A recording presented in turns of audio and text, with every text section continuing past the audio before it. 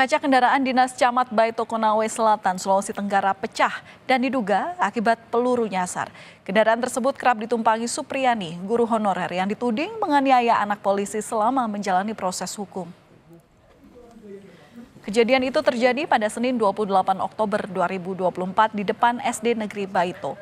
Saat itu kendaraan dinas dikendarai oleh PJ Kepala Desa Ahuang Guluri, Herwan Melangka, yang mana hendak menuju kantor Camat Baito.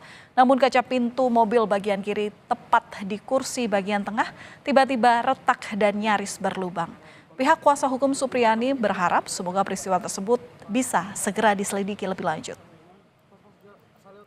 Menyampaikan informasi bahwa dia membawa mobil, sementara membawa mobil kemudian dia mendengar suara yang keras gitu menghantam mobil, suara keras menghantam mobil. Kemudian berhenti dan melihat bahwa ada benturan di kaca mobil.